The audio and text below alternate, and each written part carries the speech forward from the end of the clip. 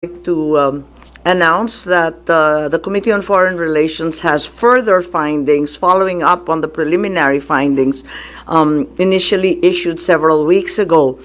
Matapos ang tatlong hearing, tatlo na naman ang aming findings at natuklasan.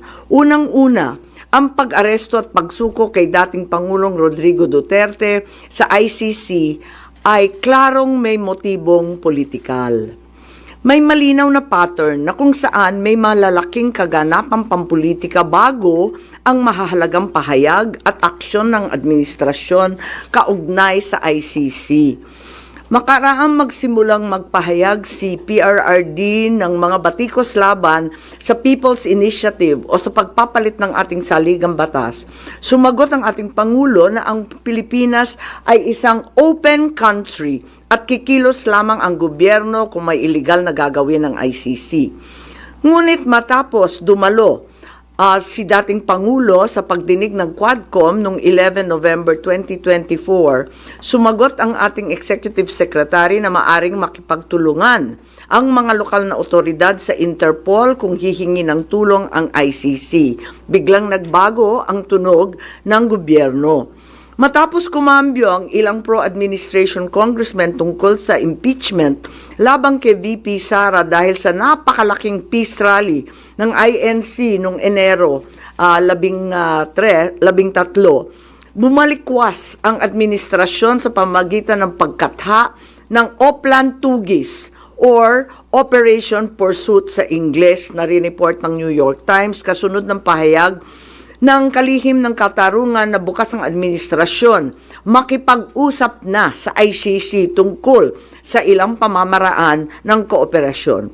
Maliwanag ang pag-aresto kay dating Pangulo ay bahagi ng malawakang pagsisikap ng gobyerno na pabagsakin ang mga Duterte bago mag-2028 election pa. Ang unang malinaw na pagtangka upang pabagsakin ay sa pamamagitan ng PI na magsilbing panimula sa pagbabago ng probisyon ng ating konstitusyon para hadlangan makabalik sa 2028. Nang mabigo ito, nagmadali na siraan ang pangalan ng mag-ama. Noong Mayo 2024, sinimulan na ng Kongreso sa Committee ng Human Rights ang pagsisiyasa tungkol sa EJK, pinalawak noong Agosto 2024 at doon na nagmula ang pagbuo ng Quadcom. Dumating sa bansa ang mga kinatawan ng ICC noong October 2024. At sa tulong ng gobyerno, nakalap nila ang mga dokumentong kailangan para makakuha ng warrant of arrest. Samantalang nagsagawa ng sarili nitong investigasyon, ang DOJ naman hinggil sa EJK noong ika-4 ng Nobyembro sa pamamagitan ng kanilang Memo 778. Dahil nananatili pa ring banta si VP Sara kahit wala na ang tatay niya, nagsagawa naman ang Kamara ng investigasyon sa confidential funds ng OVP at sa huli na-impeach si VP. Napatunayan ang motibong politikal na napag-aresto sa turnover kay PRRD sa pamamagitan ng mid-election final campaign sprint action plan ng Lakas CMD noong nagtipon-tipon ang matataas ng opisyal noong petsang 22 ng Abril. Nakaraang ilang linggo lamang, inilarawan ang mga nagawang mga Oplan Horus.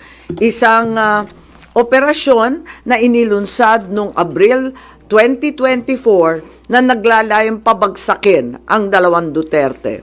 Sa bahagi ng action plan, How to Attack, tinukoy ng ilang ahensya ng gobyerno, kabilang ang PNP, Kamara ng Kinatawan, sa nakipagtulungan ng dating Senador Antonio Trillanes upang tulungan ng ICC prosecutor makakuha ng warrant sa pag-aresto ng dating Pangulo. Binanggit din na nakuha ang kinakailangan boto para sa impeachment ni VP sa pamamagitan ng paggamit ng tinatawag na soft projects katulad ng AIX, AKAP at TUPAD. Doon naman sa bahaging following strategies and moves, tinukoy na kailangan pabilisin ang impeachment ni VP Sara at makakuha ang boto sa Senado sa pamamagitan na naman ng pamimigay ng proyektong for later release or yung mahiwagang FLR bilang gantimpala sa tamang bumotong mga senador. Ikalawa, may magkakaugnay na pagtatangkang pagtakpan ang mga detalye at motibo sa likod ng pag-aresto ng dating Pangulo. May cover-up. Habang nagpapatuloy ang unang pagdinig, tumanggi si DILG Remulla na magsalita. Tanungin siya tungkol sa panayam kay Pinky Webb, kung saan sinabi niya na group effort ang pag-aresto at in-invoke pa ang executive privilege samantalang lumabas na sa media. Una, tinawag niyang chismis ang pahayag. Ngunit nang mabisto, tinulungan na lamang ng kapatid at sinabing executive privilege na nga. Isa pang malakas na sandata ng administrasyon upang pigilan ang komite ang pagsisiwalat ng katotohanan ay paggamit ng tinatawag na sub judice rule. Halimbawa, nung mahuli si General Torre na nagbibigay ng maling pahayag tungkol sa pagmamadaling ilipat si PRRD sa Hague dahil daw sa Article 125 ng Revised Penal Code, ngunit nung ipunto na yung Revised Penal Code, Article 125, ay para lamang sa warrantless arrest, bigla niyang ginamit ang sub judice na naman. Isa pang indikasyon sa pagtatakip ng administrasyon ay ang blanket invocation ng executive privilege ni Executive Secretary Bersamin upang pagbawalan lahat ng opisyal ng ehekutibo dumalo sa ikalawang hearing noong 3 ng Abril. Mas lumala pa ito nang sa hindi pangkaraniwang hakbang, tumanggi ang ating Senate President pumirma ng mga sabpina noong araw na yon. Bagaman dumalo mga opisyal sa 2 pagdinig noong 10 ng Abril, ginamit pa rin ang executive privilege sa mga susunod na isapin. Kung sino-sino nag-utos ng pag-aresto, kung sino ang nag-utos ng paglipat niya sa Hague, at kung paano nakuha ang eroplano na ginamit sa paglipat. Hindi nagtapos ang cover-up sa pagdinig. Dahil alam din natin na matapos yon pinalaya si Ambassador Lacanlilao at hindi na naman pinirmahan yung mga sabpina. Matapos ang pag-aresto kay PRRD, lumakas ang pro-Duterte sentiment at bumagsak ang trust rating ng administrasyon. Ayon sa isang mapagkakatiwalaang source, naglunsad na ngayon ang administrasyon ng isang communication plan upang ilihis ang atensyon ng publiko patungo sa mga issue ng West Philippine Sea at di umanong disinformation ng mga tinatawag na China trolls ng kanilang embassy. Kaya asahan natin na ito ang magiging balita sa mga susunod na araw. Hindi inaasahan ang political backlash sa pag-aresto sa dating Pangulo, kaya ngayon sinusubukan nilang kontrolin ang sitwasyon sa pamamagitan ng pag-focus sa West Philippine Sea, pagsisi sa China, at sa huli ay iuugnay ang pagtaas ng suporta kay Duterte sa sinasabing kampanya disinformation ng China. So una, may duda tayo na politically motivated. Ikalawa, whole of government ang nagamit dito na talaga naman comprehensive itong planong ito. At ikatlo, ang mga posibleng managutan ng criminal and administrative charges. At iminumungkahi namin na imbestigahan ng Office of the Ombudsman ang mga sumusunod. Una, si DOJ Secretary Remulla Boying maaring managot sa violation of RA 3019, Anti-Graft and Corrupt Practices for sanctioning an invalid administrative arrest against a former president in contravention of the ruling of the Supreme Court in the 2023 case of Immigration versus Juan Wenle.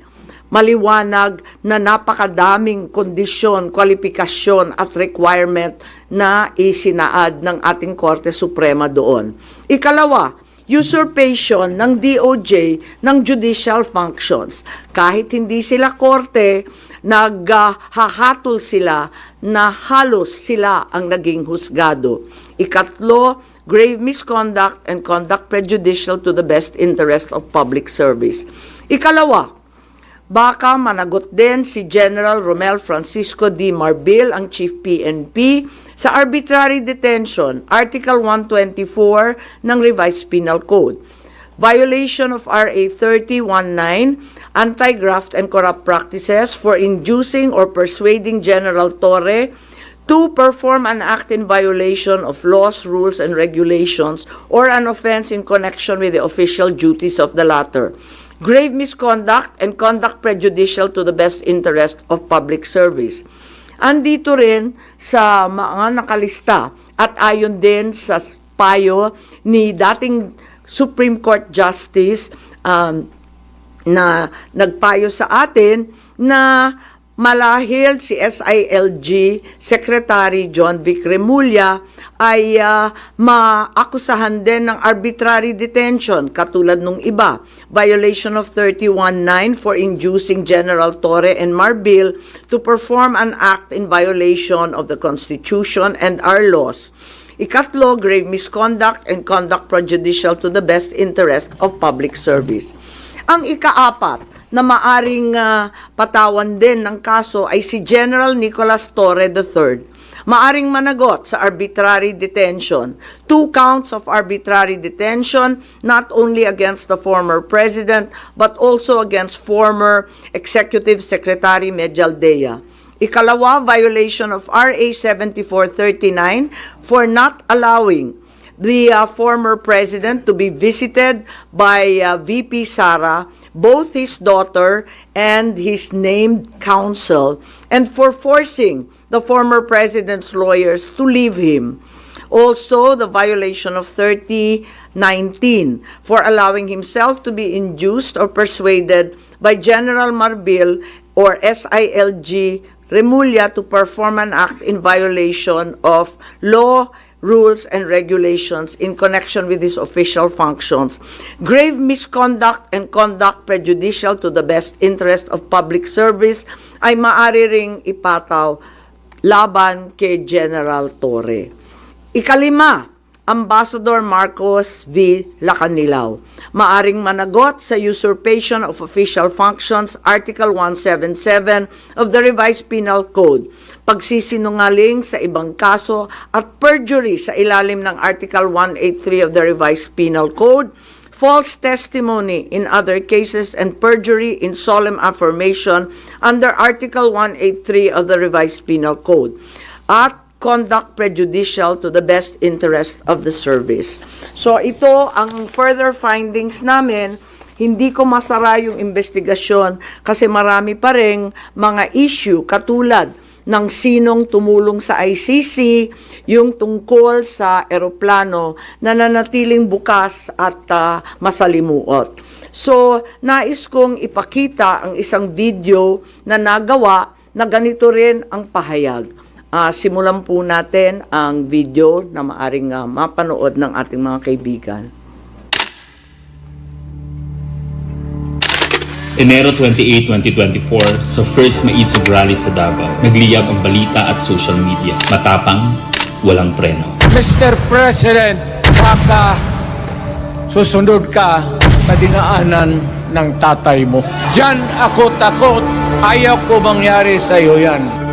Nagbato ng maaanghang na salita si dating Pangulong Rodrigo Duterte laban kay Pangulong Marcos tungkol sa di umano'y paggamit ng droga at ang kontrobersyal na People's Initiative.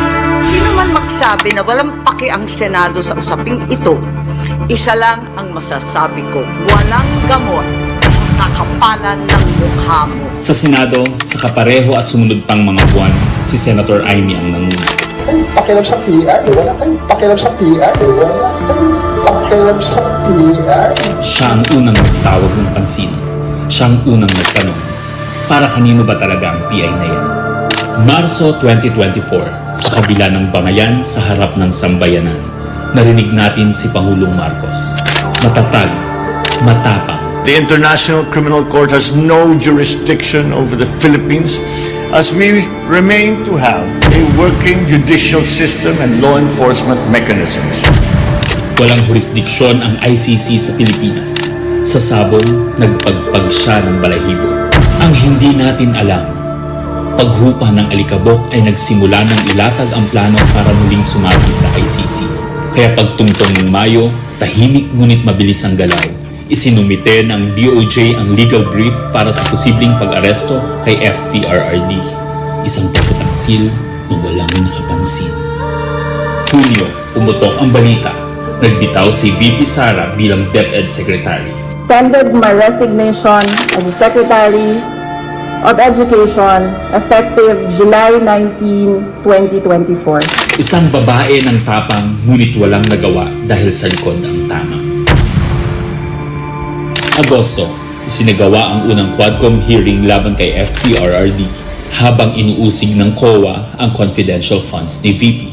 Ang hindi natin alam, sa gitna ng lahat ng ito, itinalaga na ni PBBM si Marcos Lacanilao bilang Special Envoy ng Transnational Crimes na siyang magsusuko kay FPRRD.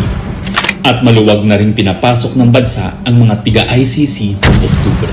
Walang bahid ng pagtutol, walang balak na ipagtanggol ang kapwa Pilipino. Nobyembre, nag-iba na ang ihip ng hangin. Matatag, matapang, walang bahid ng pag-aalinlangan. Narinig muli natin si Pangulong Marcos, ngunit iba na ang sinabi. If yun ang gugustuhin ni PRRD, hindi naman kami haharang doon sa mga ICC. Para tabunan ang galawan, pinaingay ang impeachment complaints laban kay VP Sara. The Office of the Secretary General will transmit the 2 impeachment complaints filed against Vice President Sara Duterte. Kahit pa nagkaroon ng INC rally noong Disyembre, naidiin pa rin ang impeachment sa Kongreso. Planado na rin ang pagpirma ng questionableng 2025 budget kahit bat-bat ng anomalya. Enero 25, 2025, sinimulan na ang Oplan Tugis o Operation Pursuit, ang lihim na operasyon para hulihin si Duterte. Pagsampa ng Pebrero, nag-apply ng arrest warrant ang ICC prosecutor. Isang tahimik na pag-uusig habang tayo'y pinaiikot ng mga rally at press release. Marso, muling nilinlang ang bayan. Humingi daw ng 60-day extension ang DOJ para sa EJK report noong Marso 6. Pero ang totoo, nakabinbin na ang arrest warrant mula sa ICC chamber Marso 7 hanggang 10. Ang hindi natin alam, Marso 11, 2025, sa kanyang pagbalik sa Pilipinas, hindi pa man bumababa ng eroplano si FPRRD, isinagawa na ang pag-aresto. Maingay ang paligid, magulo, pero ang dating Pangulo ay nanatiling kalmado. Isinakay siya papuntang The Hague alas 11 ng gabi. Kasama sa eroplano si Marcos Lacanilao, ang nagkanulo, ang nagsuko. Pero kanino ang sisi? Sa mga utusan o sa nag-utos? Managot ang dapat managot, nakalatag na. It's a request to the Philippine government from Interpol enforce the arrest warrant, and we have commitments to them. Ayaw nila ipagpatuloy ang pag-iimbestiga. Maliwanag na ang buong administrasyon na ito mula sa pinakataas hanggang sa galamay. Nagplano. Ikaw ho ba ng plano ng lahat ng ito? Hindi naman. It was a group effort. Secretary Chudoro was there, Secretary Anyo was there too, and the President and I. Nagsakatuparan.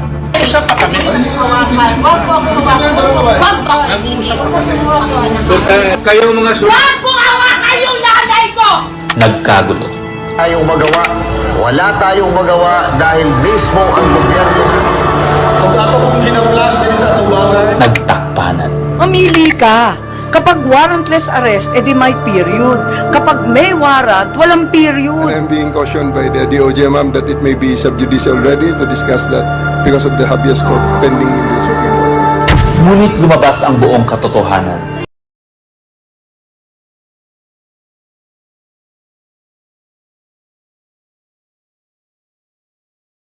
sound, walang marinig. It was merely a diffusion. Tahimik ang pagwasa. Paliwanag mong maigi, representative ka ba ng Pilipinas or representative ng Interpol? Pipili ka lang. Nirepresent ko po ang Interpol NCB Manila. So mali itong papel na to. Harapan ang pagtalikod.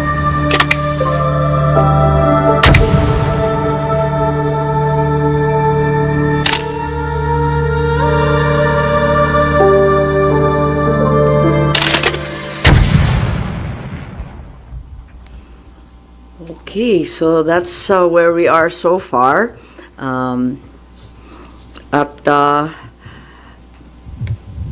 Mahirap hindian ang sinasabi sa bidyong yan na may isang malawakang plano na may kinalaman sa politika at sa 2028. Yun. Hello. Po. Ma'am, how's your relationship with the President? Nakapag-usap na po kayo? No, I haven't seen him in ages. I'm sure he's not happy about what's happening. I'm certainly miserable about these developments. Sinasabi niyong plano ng gobyerno, pinlano ito, politically motivated. You think PBBM allowed this po? Hindi ko alam, inako ni SOJ Boying Remulla na siya nag-utos. Ngayon hindi ko alam kasi sa isang banda, masasabing alter ego ang bawat membro ng kabinete. Sa ibang banda naman, kusang ginawa ni Secretary of Justice. May pinaimbestigahan kayo sa Office of the Ombudsman, so i-furnish nyo sila ng copy ng findings ninyo, ma'am? Yes, definitely. Papadala natin doon. Dahil, as we know, this is only in aid of legislation at may mga legislation na rin kaming naiisip hinggil sa mga usaping ito. Kailangan i-forward na namin sa iba't ibang korte. Ma'am, itong findings ninyo, official na to, so no more hearings? Hindi ko pa alam. Ang tawag ko nga further findings because I'm not certain that we can close this. There are also allegations that, first of all, several weeks ago, a draft was mooted involving a warrant of arrest of 5 police officers, including Senator Ronald Bato de la Rosa. Of late, there has been a rumor, once again, that the Vice President will, in fact, be issued by the ICC a warrant immediately. So, alam natin na si VP Sara ay nandun sa listahan. Pero alam ko na nasa ibaba siya, no? Doon sa mga pinangalanan. Ngunit, ilang araw nakalipas, may mga report na siya na ang uunahin. Sorry, where did you get this information, ma'am? Nasusunod si VP Sara na arestuhin? Uso naman ng chismis ngayon. Chismis rin po. Meaning, no credible source, ma'am? Not yet. A few incredible sources, but nevertheless, we have to pay heed. And let me make it clear, I will oppose that warrant with everything I have. Foremost, the administration has said time and time again through the President himself that the ICC has no jurisdiction in the Philippines. Therefore, any warrant of arrest by the ICC cannot be enforced in this country for lack of jurisdiction. It is nothing, that warrant from the ICC, but a mere scrap of paper. Walang bale yun. In addition, there's no basis for the Philippine government to cooperate with the Interpol in enforcing an ICC warrant. The mere fact that a void warrant is transmitted through Interpol does not make it less void, does not make it valid. At ikatlo, as the hearings have established, the circumstances surrounding the investigations of the ICC in this country, the incidents leading to the issuance of these ICC warrants, and the enforcement of such warrants are politically motivated and really are in violation of Article 3 of the Constitution of the Interpol itself, which prohibits the Interpol from participating in any intervention or activity of a political character. Ma'am, sabi niyo, you will do everything para harangin sakaling magkaroon na rin ng arrest warrant laban kay VP Sara. Ano Well, po mga action na gagawin niyo? Wala tayong balak na isuko ang soberanya ng Pilipinas at ibaliwala ang ating husgado. So hindi baka maireklamo kayo ng obstruction of justice just in case? Hindi ko po alam. So ano mga action na gagawin niyo, ma'am, para harangin sakali? Iniisip pa kung anong kailangan gawin dahil tulad nga ng sinabi ko, haka-haka pa lamang ito. Ngunit sa nakita natin sa mga nakaraang 2 taon, itong mga haka-haka, duda, suspecha, madalas nagiging totoo. So may mga preparation na rin si VP Sara dyan sa chismis na natanggap niyo, ma'am? Marahil po.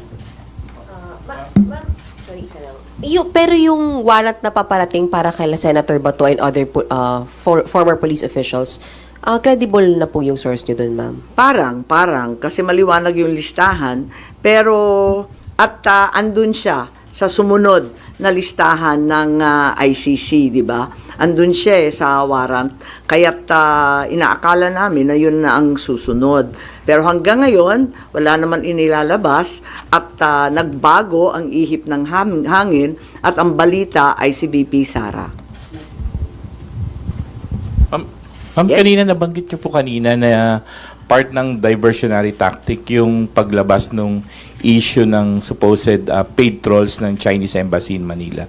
Are you now saying that Senator Tolentino and the committee niya po were used po for this propaganda by the administration? Ay hindi ko naman gawain bumatikos ng kapwa senador, pero ang alam ko may utos talaga sa admin media na i-divert at mag-squid tactics ng bonggang-bongga, i-divert sa iba't ibang balita, tulad ng mga sagupaan, yung fake news nga na tinake over na, yung kung ano-anong mga isla at islet, tapos yung balita ng 20 pesos rice, sinabay-sabay para ilayo sa tunay na problema. But as a sitting senator po, hindi kayo nababahala if there's some truth to it na although it's a widespread speculation na even before pa na gumagamit yung China ng machinery, ng propaganda machinery regarding sa WPS issue. Naku naman, sigurado tayong meron. Walang pagkakaila, walang duda na meron silang makinarya para dyan. Meron din ang mga Amerikano, meron din yung iba't ibang mga malalaking bansa. Marami talagang nakikialam. Next time po. Ma'am, how do you feel about people saying na hindi maganda na kayo po kinampihan nyo yung mga Dutertes, yung kalaban ng kapatid nyo, more than dun sa kadugo nyo po sa si President Marcos? How do you feel about that? Masamang-masama ang loob ko, ngunit ang akin lamang, kailanman hindi kami nag-away ng aking kapatid. Yung mga amuyong sa palasyo, yung mga nariyan, yung mga lulong, ayun, sila po ang ating kaaway. At hindi ko naman kinakampihan ang isang panig laban sa isa. Ang pinapanigan ko lamang ay ang soberanya ng Pilipinas na isinusuko natin. Nakakahiya naman itong ginagawa natin na. Ma'am, sino daw yung lulong? Abangan po ninyo. Abangan po ninyo. Pero ma'am, hindi ba in a way parang baka ma-destabilize yung leadership mismo ng kapatid nyo dito sa mga nagiging findings at mga statements nyo against people around him?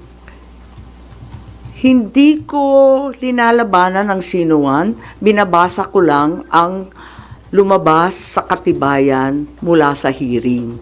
Wala akong magagawa kung litaw ng litaw ang katotohanan. So, okay lang kung medyo makadestabilize ito sa leadership ni Wala PBBM. tayong pagnanais mag-destabilize sa Pilipinas. Marami na tayong problema. Ngunit ang katotohanan ay kinakailangan mangibabaw sa lahat.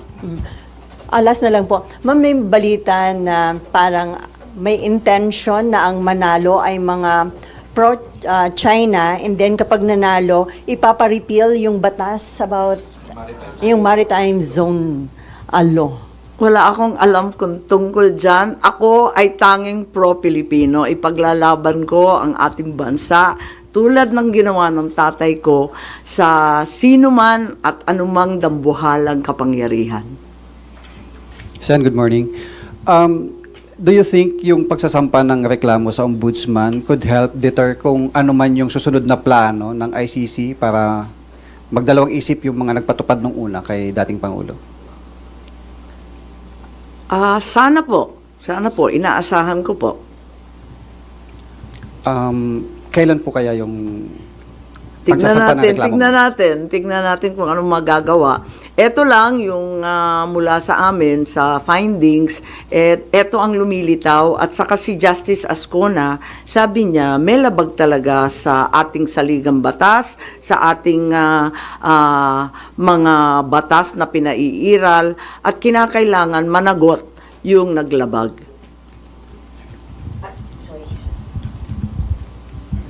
Ma'am, balikan ko lang yung warrant. ICC warrant to, ma'am, no? Yung narinig nyo para kay VP Sara. When is this coming out? Chismis nga lang kaya walang name and date.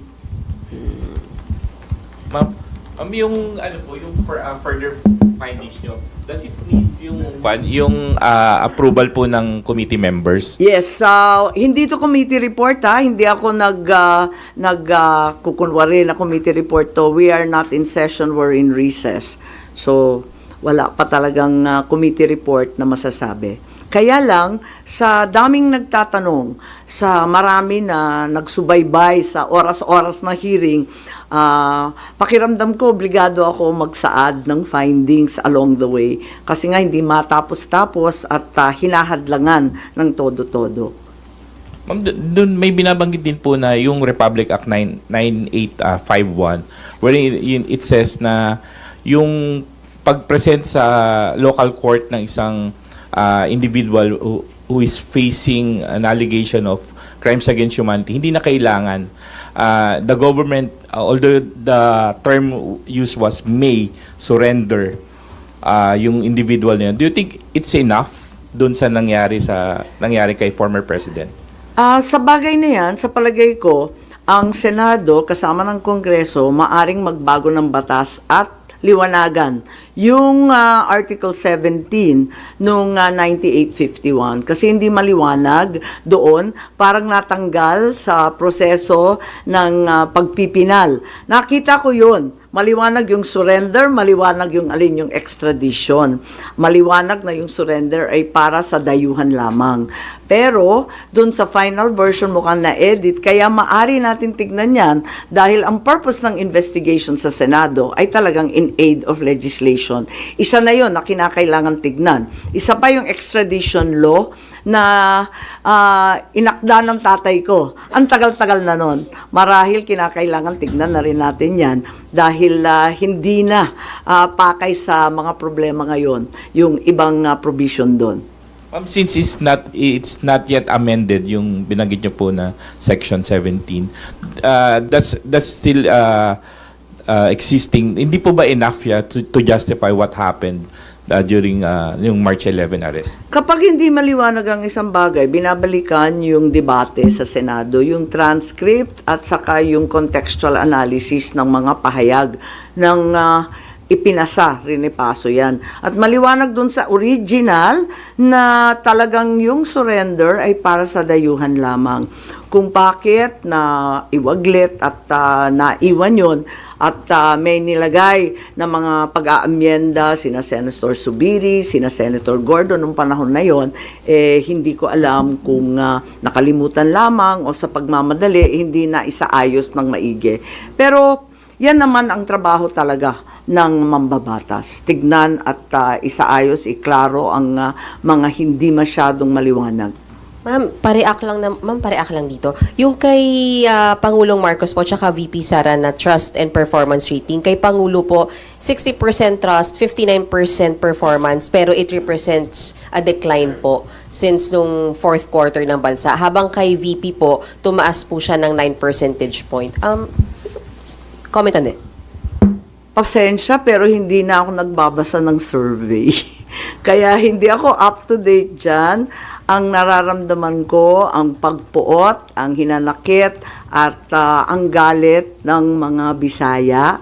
Galing po ako sa Cebu, mamaya pupunta ako sa Davao. Alam na alam ko ang pakiramdam nila. Ngayon, kung ganito rin ito sa Luzon, ramdam ko sa Manila, hindi ugali ng Pilipino ang pang-aapi sa matanda na may sakit. Hindi natin gawain yan. So, you mean yun yung dahilan bakit bumaba yung survey ni Pangulo? Hindi ko alam. Tulad ng sinabi ko, napakaraming survey ngayon na kung tutuusin, kinakailangan na siguro i-supervise, i-control ng COMELEC kasi grabe na ang mindsetting, brainwashing, and laying the predicate, ika nga.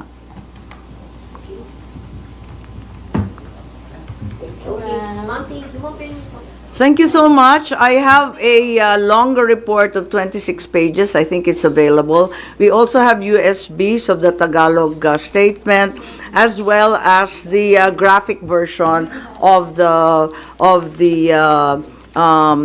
timeline. And I can also provide that video that we received. What opening statement yung sana? What I read, ay yung Tagalog.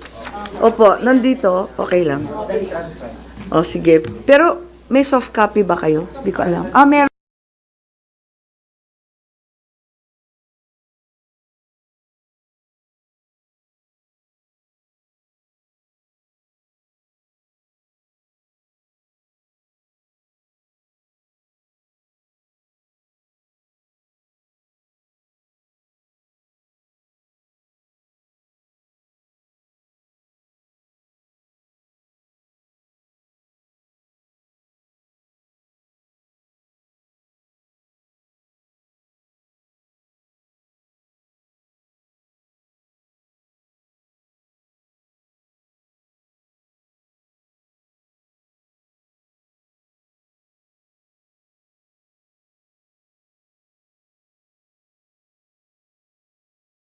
Ice cream खाने से मुझे दांतों में बहुत झंझनाहट होती थी। मेरे डेंटिस्ट ने समझाया ये सेंसिटिविटी है जिससे नसों में झंझनाहट होती है, इसीलिए सेंसोडाइन। सेंसोडाइन दांतों के अंदर जाकर नसों को शांत करता है। Sensodyne works. ಮಗ ವೆದರ್ ಅಂದ್ರೆ ಪರ್ಫೆಕ್ಟ್ ಫಿಟ್, ಸಿನಿಮಾ ಅಂದ್ರೆ ಸೂಪರ್ ಹಿಟ್, 10 minutes ಅಂದ್ರೆ ಬಾಯ್ಸ್ ಬಿಗ್ ಬಾಸ್ಕೆಟ್, 10 minutes ಅಂದ್ರೆ ಬಿಗ್ ಬಾಸ್ಕೆಟ್, 10 minutes ಅಂದ್ರೆ big basket. Big Basket, delivering in Bengaluru and everywhere in 10 minutes. Okay, so good everybody, your favorite lawyer po is back for another video at ngayon po papag-usapan natin yung pinaka-latest na press conference po ni Senator Amy Marcos regarding po dun sa pag-aresto kay FPRRD at pag-surrender po sa kanya sa ICC. Okay? So kung bago po kayo sa channel ko, huwag niyo po sana kalimutan mag-subscribe kung nasa YouTube kayo at mag-follow naman po kung nasa Facebook or TikTok kayo nanonood. So currently po we're on the road to 200,000 subscribers sa YouTube and sa TikTok, and sa Facebook naman po is still road to 100,000 po. So sana po kung nag-enjoy kayo sa videos ko, huwag niyo po kalimutan mag-follow or subscribe. Okay? So ngayon tuloy po tayo sa discussions natin.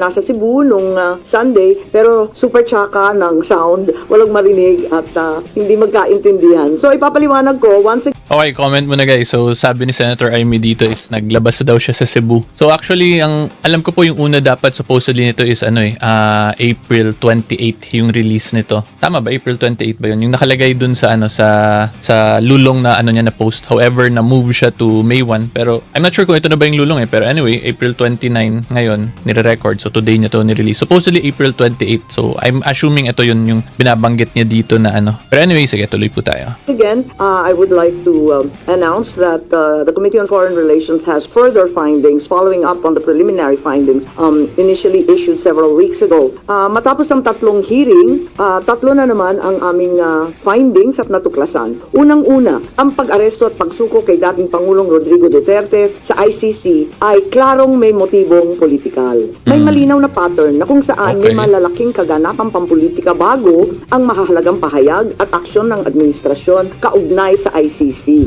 makaraang magsimulang magpahayag si PRRD ng mga batikos laban sa People's Initiative o sa pagpapalit ng ating saligang batas. Wait lang, Sumagot ang comment ating muna tayo Pangulo. guys. O makita po ninyo unang-una palang sinabi agad dito ni Senator Amy Marcos na may political motive daw yung pag-aresto. Pero actually kung for me po talaga as a lawyer po talaga, as a professional in the legal field, ang masabi ko po kahit wala talagang political issues dito, kung dito siya politically motivated, it is still invalid po or meron pa rin po talagang lapses dun sa pag-aresto sa kanya because again, yung position ko pa rin po dito, there was a clear violation po of the due process requirements po as guaranteed and clearly protected po by our Constitution, by no less than the Constitution po natin yung nagpoprotekta. So yun po yung position ko. This is not purely political. This is also a clear constitutional issue po considering nga meron talagang lapses dun sa pag-aresto. Again, that is my legal position po that is my professional assessment and professional position po if you ask me regarding this issue po talaga. Okay? Na ang Pilipinas ay isang open country at kikilos lamang ang gobyerno kung may illegal na gagawin ng ICC. Ngunit sunod ng pahayag ng kalihim ng katarungan na bukas ang administrasyon, makipag-usap na sa ICC tungkol sa ilang pamamaraan ng kooperasyon. Maliwanag ang pag-aresto kay dating Pangulo ay bahagi ng malawakang pagsisikap ng gobyerno na pabagsakin ang mga Duterte bago mag-2028 election pa.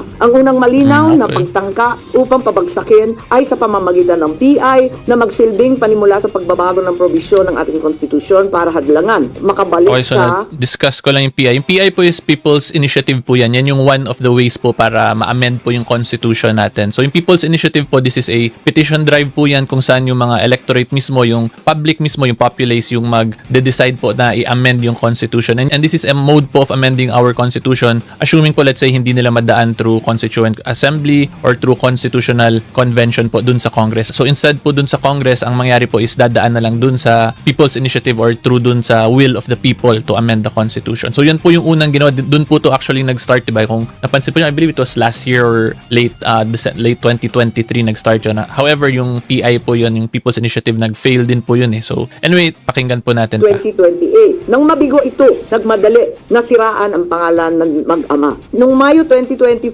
sinimulan na ng Kongreso sa Committee ng Human Rights ang pagsisiyasa tungkol sa EJK, pinalawak noong Agosto 2024 at doon na nagmula ang pagbuo ng Quadcom. Dumating sa bansa ang mga kinatawan ng ICC noong October 2024 at sa tulong ng gobyerno nakalap nila Nawala ang mga si dokumentong Sen. Amy. kailangan para makakuha ng Lumaki. warrant of arrest. Samantalang nagsagawa ng sarili nitong investigasyon ang DOJ naman tinggil sa EJK noong ika-4 ng Nobyembro sa pamamagitan ng kanilang Memo 778. Dahil Technical nananatili pa rin difficulty banta sila, Sen. Amy, guys. Sara, Nawala. kahit wala na ang tatay niya, nagsagawa naman ang Kamara ng investigasyon sa confidential funds ng OVP at sa huli, na-impeach si VP. Napatunayan ang motibong politikal na napag-aresto sa turnover kay PRRD. Okay, sa wait lang, comment ulit tayo. Yun din actually yung isa ring issue kung bakit sinasabi talaga nila na political yung sa confidential funds. Because we have to remember po, hindi lang naman Office of the Vice President, hindi lang din po yung DepEd, yung Department of Education, yung may confidential funds during the time of VP Sara. There are also numerous government offices po na merong confidential funds. Example po dyan, yung Office of the President, merong billions in confidential funds. And actually, kahit po yung mga local government units po natin, yung mga city mayors po natin, yung mga governors po natin, yung mga mayors po natin, kahit mga municipal mayors, meron din po yan sila lahat confidential funds, diba? So, kaya naiisip po talaga ng taong bayan dito na this is politically motivated kasi targeted lang po ang isang tao under dun sa investigation in relation to confidential funds, diba? Kasi yung agenda naman po dun sa Legislative Inquiry in Aid of Legislation is para daw magkaroon ng legislation in relation to confidential funds. So, kung ako po tatanungin, ang maganda po sanang gawin talaga para mas magkaroon tayo ng bigger picture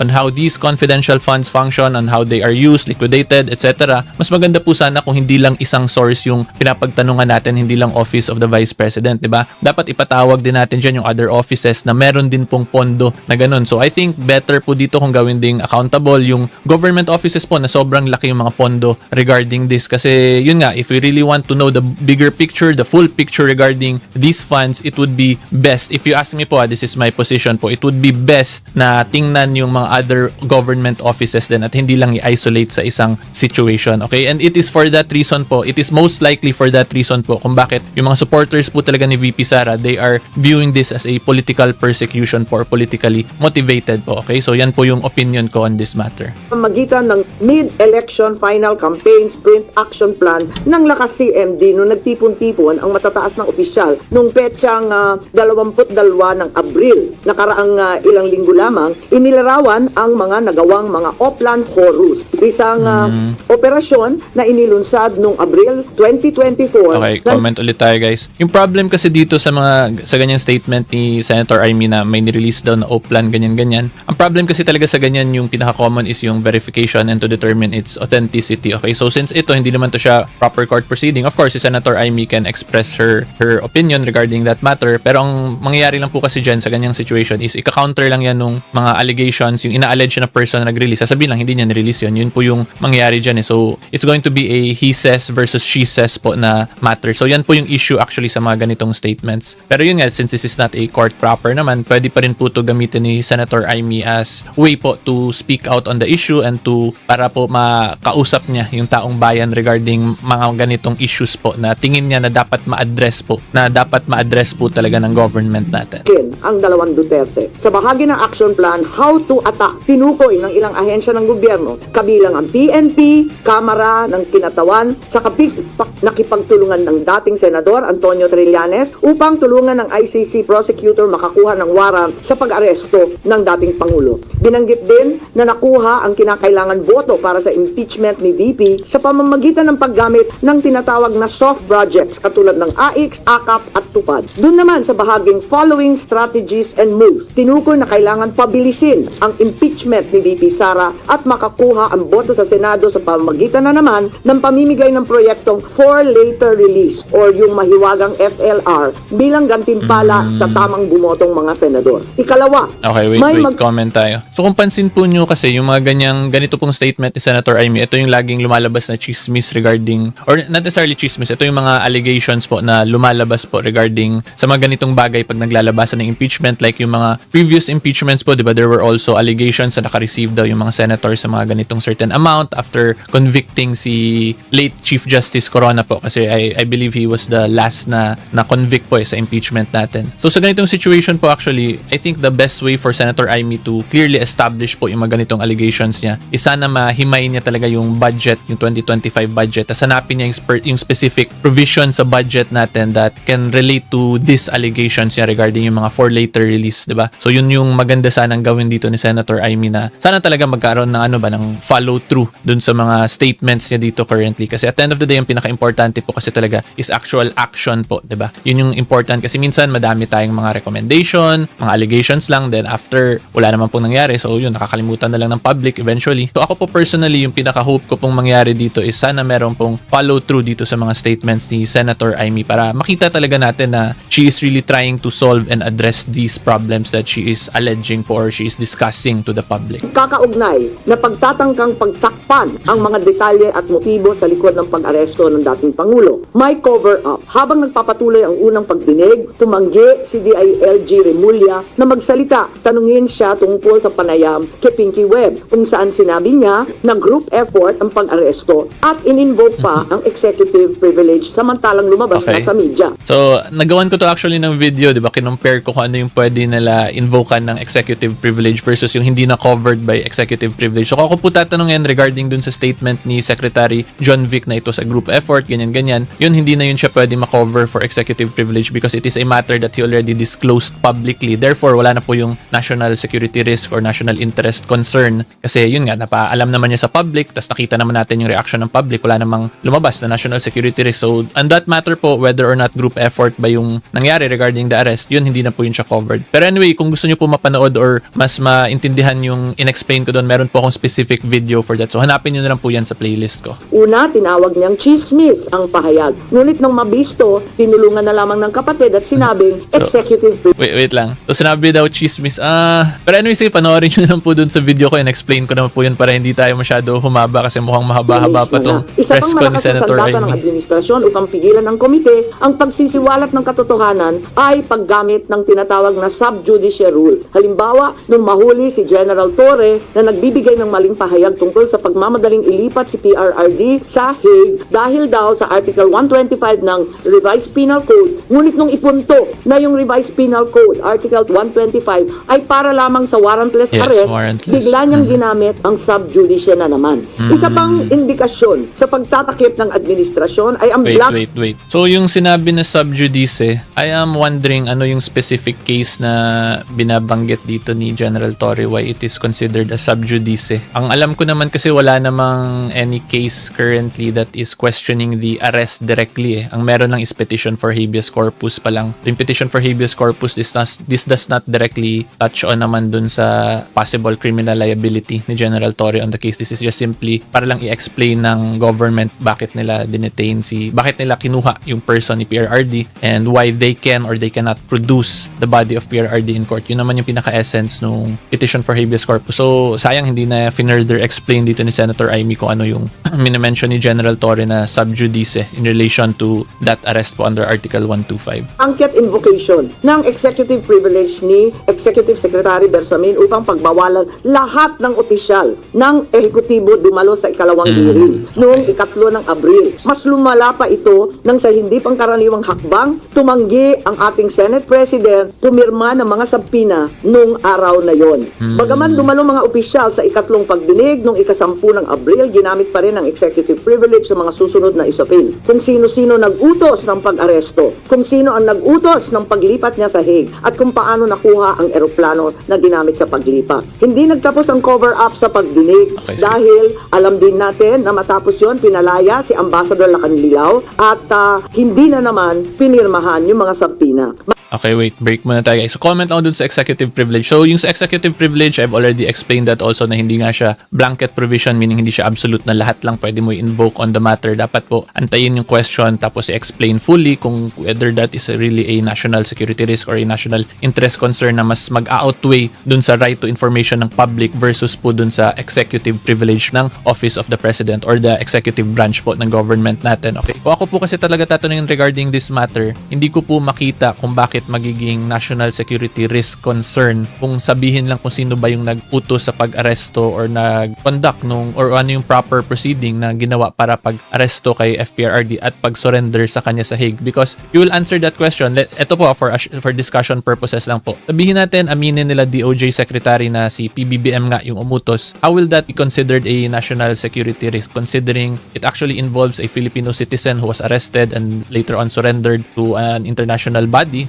So, hindi ko po nakikita paano yun maging national security risk concern ng bansa natin. That is actually a way po sana para mas maging transparent yung procedure at para at least kung merong lapses na makita tayo, pwede sana ma-actionan ng either legislative branch of ng government natin or ng executive branch para una-una yung legislative maka-enact po ng proper laws to safeguard and protect the constitutionally protected rights of our citizens po. Para yung mga ganitong bagay, mas maging klaro talaga ba kung ano yung limitations natin, ano yung limitations ng government regarding matters like this. So, again, kung ako po tatanungin, I cannot understand why this is considered a national security risk matter, or ito lang po yung opinion ko on the matter. Hindi ko naman sinasabi ako yung tama. But again, yung executive privilege po kasi is not absolute or na pwede lang i-invoke basta-basta ng Office of the President kasi ayaw nila mag-disclose ng information. So, yan lang po. Ngayon tuloy na po tayo sa video natin. Matapos ang pag-aresto kay PRRD, lumakas ang pro-Duterte sentiment at bumagsak ang trust rating ng administrasyon. Ayon sa isang mapagkakatiwalaang source, naglunsad na ngayon ang administrasyon ng isang communication plan upang ilihis ang atensyon ng publiko. Kung makita po ninyo, di ba, right after nangyari lahat to, yung approval rating ni PBBM bumaba to 25%. I've also made a video about that po actually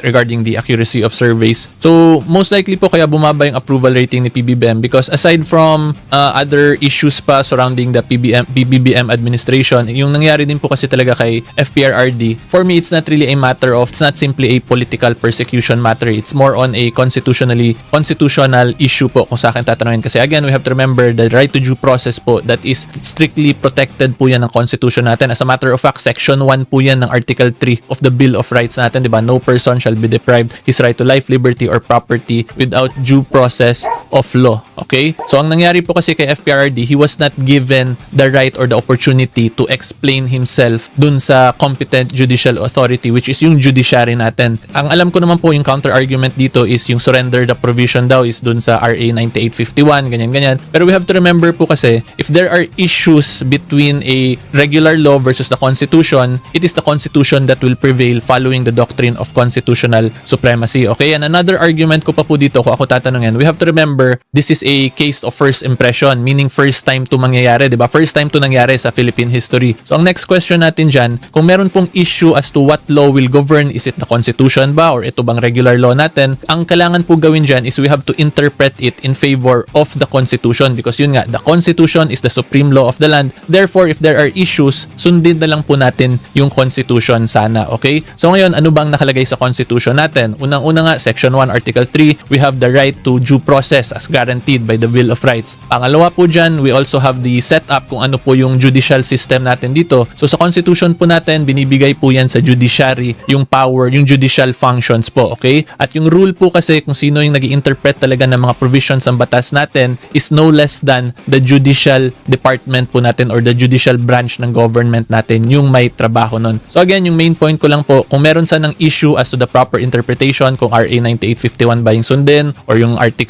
Section 1, Article 3 of the Bill of Rights, so let us interpret in favor of the Constitution po sana. Hindi yung kung manghuhula tayo tapos manghuhula pa tayo, we will violate the doctrine of constitutional supremacy yung path na tinake pa. So yun po talaga yung para sa akin yung issue ko regarding this. This is not simply a political issue for me, rather it is clearly a constitutional issue po in relation dun sa right to due process natin under the Bill of Rights, okay? So yan, ngayon tuloy po tayo sa discussion natin.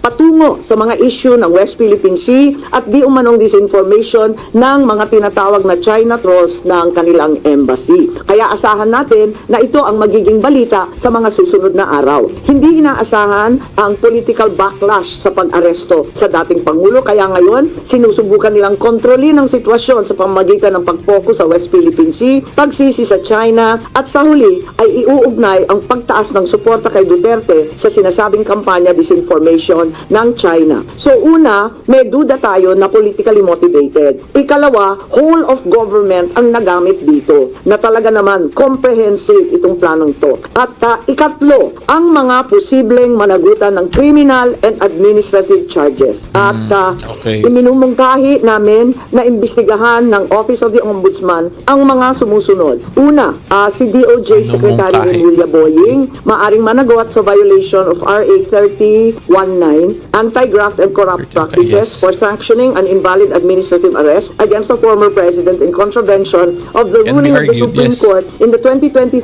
case of immigration versus Juan Wenle. Maliwanag na napakadaming kondisyon, kwalifikasyon at requirement na isinaad ng ating Korte Suprema doon. Ikalawa, usurpation ng DOJ ng Technical problems. Wait lang guys, pause muna natin.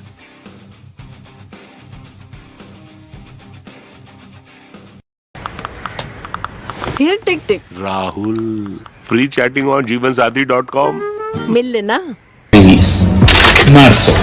Muling nilinlang ang sound, walang marinig at hindi magkaintindihan. So ipapaliwanag ko once again, I would like to announce that the Committee on Foreign Relations has further findings following up on the preliminary findings initially issued several weeks ago.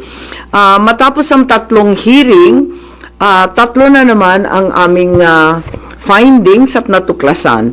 Unang-una, ang pag-aresto at pagsuko kay dating Pangulong Rodrigo Duterte sa ICC ay klarong may motibong politikal.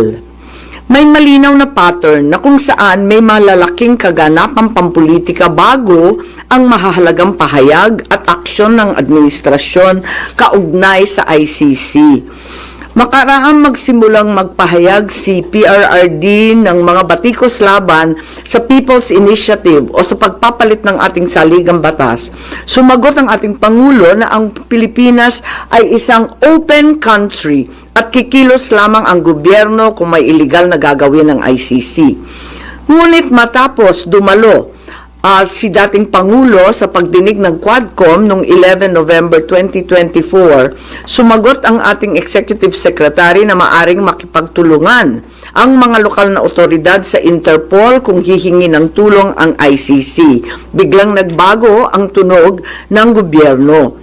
Matapos kumambyo ang ilang pro-administration congressmen tungkol sa impeachment labang kay VP Sara dahil sa napakalaking peace rally ng INC noong Enero 13, bumalikwas ang administrasyon sa pamamagitan ng pagkatha ng Oplan Tugis or Operation Pursuit sa Ingles na rineport ng New York Times kasunod ng pahayag ng kalihim ng katarungan na bukas ang administrasyon makipag-usap na sa ICC tungkol sa ilang pamamaraan ng kooperasyon.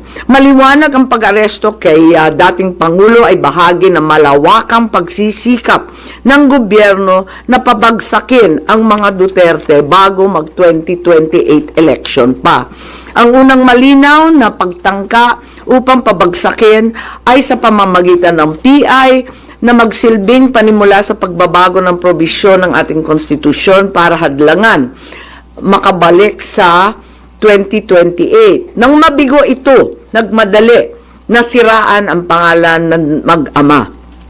Noong Mayo 2024, sinimulan na ng Kongreso sa Committee ng Human Rights ang pagsisiyasat tungkol sa EJK, pinalawak noong Agosto 2024 at doon na nagmula ang pagbuo ng Quadcom.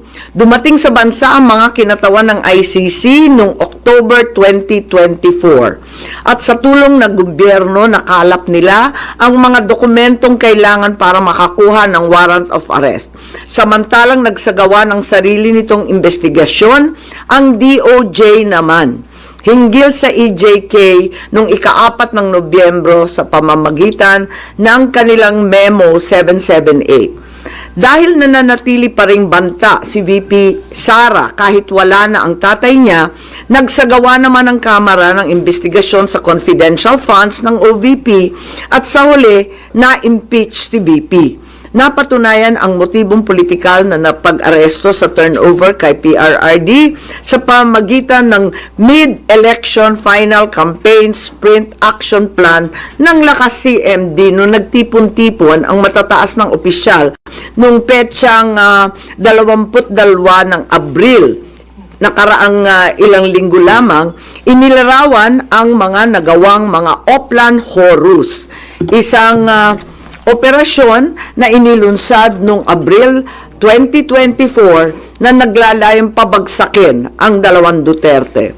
Sa bahagi ng action plan, How to Attack, tinukoy ng ilang ahensya ng gobyerno, kabilang ang PNP, Kamara ng Kinatawan, sa nakipagtulungan ng dating Senador Antonio Trillanes upang tulungan ng ICC prosecutor makakuha ng warrant sa pag-aresto ng dating Pangulo. Binanggit din na nakuha ang kinakailangan boto para sa impeachment ni VP sa pamamagitan ng paggamit ng tinatawag na soft projects katulad ng AIX, AKAP at TUPAD. Doon naman sa bahaging following strategies and moves, tinukoy na kailangan pabilisin ang impeachment ni VP Sara at makakuha ang boto sa Senado sa pamamagitan na naman ng pamimigay ng proyektong for later release or yung mahiwagang FLR bilang gantimpala sa tamang bumotong mga senador. Ikalawa, may magkakaugnay na pagtatangkang pagtakpan ang mga detalye at motibo sa likod ng pag-aresto ng dating Pangulo. May cover-up. Habang nagpapatuloy ang unang pagdinig, tumanggi si DILG Remulla na magsalita. Tanungin siya tungkol sa panayam kay Pinky Webb, kung saan sinabi niya na group effort ang